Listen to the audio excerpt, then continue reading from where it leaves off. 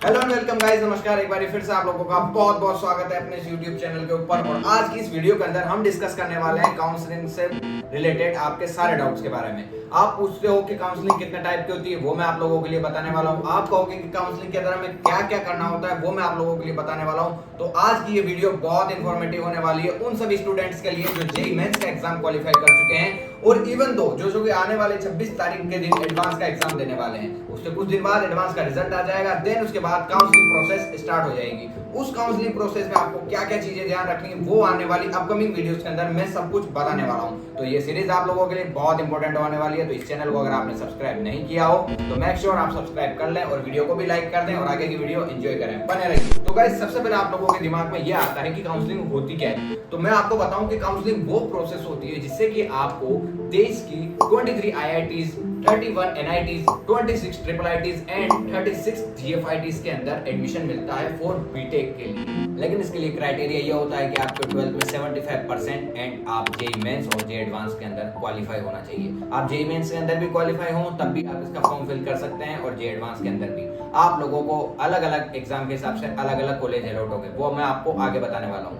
अब अगर आप जेईई मेंस का एग्जाम क्वालिफाई कर जाते हैं, इन द सेंस आप अपनी कैटेगरी की रैंक को सेटिस्फाई करते हुए उससे ज्यादा आप रैंक ले आते हैं, तो आपको काउंसलिंग करवानी होती है। काउंसलिंग करवाने के बाद आपको देश की 31 यानी 31 NITs के अंदर एक सीट मिलने का चांस होता है। वो चांस किस लिए होता है, उसी के लिए काउंसलिंग कराई जाती है। अगर आप जेईई मेंस के बाद जेईई एडवांस का एग्जाम भी क्वालिफाई कर जाते हैं, अपनी कैटेगरी रैंक को सेटिस्फाई कर देते हैं, यानी कि उससे ज्यादा कट ऑफ से ज्यादा आपकी रैंक होती है, तब आपको IITs के अंदर सीट एलोटेशन होता है। और वो एलोटेशन किस चीज से होता है, वो होती है काउंसलिंग। इसीलिए आज ये वीडियो आप लोगों के लिए बनाई जा रही है, क्योंकि अभी जेईई मेंस का एग्जाम हो चुका है और एडवांस का एग्जाम होने वाला है 26 तारीख को। उसके बाद जो आपके प्रोसेस स्टार्ट होगी वो काउंसलिंग की प्रोसेस होगी और उसके लिए आपको सारी जानकारी होना बेहद जरूरी है, क्योंकि यही एक ऐसी चीज होती है जो आपको अपना बेटर कॉलेज देने के लिए एलिजिबल है। अगर ये आप लोगों के लिए बेटर कॉलेज देगी तो आपके अगले 4 साल और अपने 4 साल नहीं बाकी आगे की आने वाली लाइफ भी बहुत अच्छी होने वाली है। अगर इसमें आप मिस्टेक कर जाते हैं तो हो सकता है आप जो कॉलेज डिजर्व करते थे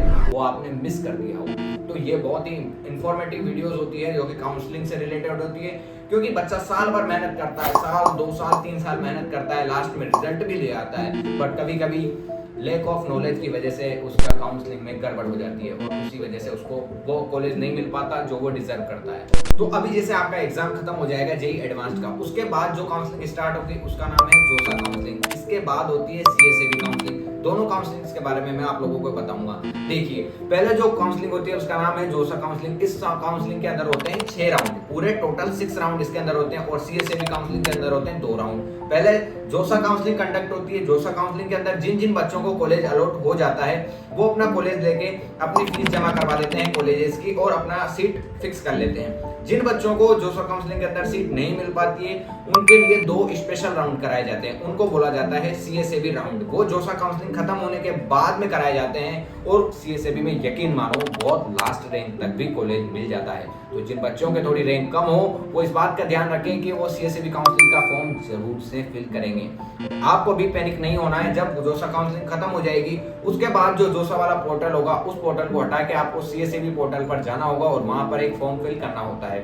उस फॉर्म के रेट लगभग 4-5 हजार रुपए होती है और जो जोसा काउंसलिंग का होता है उसकी रेट भी 4-5 हजार होती है, लेकिन उसके साथ आपको कुछ मनी एड ऑन करना होता है, लगभग 40K यानी कि 40,000 रुपए आप लोगों को देना होता है। ये काउंसलिंग कब तक चलती है, लगभग इसमें 1 महीना लग जाता है इस प्रोसेस के अंदर और वो 40,000। अब आप कहोगे कि अगर जोसा काउंसलिंग के अंदर जो कॉलेज मुझे मिला, इन द सेंस अगर वो कॉलेज मुझे नहीं लेना है तो मैं क्या करूं, तो उसके अंदर काफी सारी चीजें होती है। जैसे 3 तरीके के ऑप्शन दिए जाते हैं कि या तो आप लॉक कर दीजिए, उसके अंदर जो चॉइस फिलिंग की जाती है उन चॉइस फिलिंग में आप लॉक कर सकते हो, स्लाइड कर सकते हो या स्लॉट कर सकते हो। अगर आपने राउंड 5 तक कोई ऑप्शन क्लिक नहीं किया है तो राउंड 6 के अंदर वो ऑप्शन ऑटोमेटिकली लॉक हो जाता है। यानी कि अगर आप कोई भी डिसीजन मेक करना चाहते हैं, जैसे कि मुझे ये कॉलेज में सीट लेनी है नहीं लेनी है, मैं क्यों लूं या क्यों नहीं लूं, ये अच्छी सीट है या नहीं है, मैं CSAB राउंड तक जाऊंगा या नहीं जाऊंगा, ये सब आपको जोसा काउंसलिंग के राउंड 5 तक ही समझ लेना होता है, क्योंकि राउंड 6 के बाद आपकी सीट फिक्स हो जाती है। उसके बाद जो आपने 40,000 रुपए जमा करे थे वो आपको रिफंड नहीं होता है।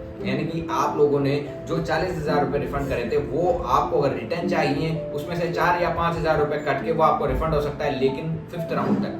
लेकिन अगर आप 6th राउंड तक पहुंच चुके हैं, यानी कि आप लोग एनआईटी और आईआईटी में वो सीट लेने के लिए इंटरेस्टेड हैं जो कि आपने फिल करी है। यस, अगर आप उसमें फिल करने के लिए इंटरेस्टेड हो और आपको वो फिर भी अच्छी सीट नहीं मिली है, तो उसके बाद जो राउंड स्टार्ट होता है उसका नाम होता है सीएसएबी राउंड। आप उसमें भी फिल कर सकती है, अपनी चॉइस ऑप्शन दोबारा से फिल कर सकते हैं, उसमें भी आपको चॉइस फिल का ऑप्शन दिया जाता है।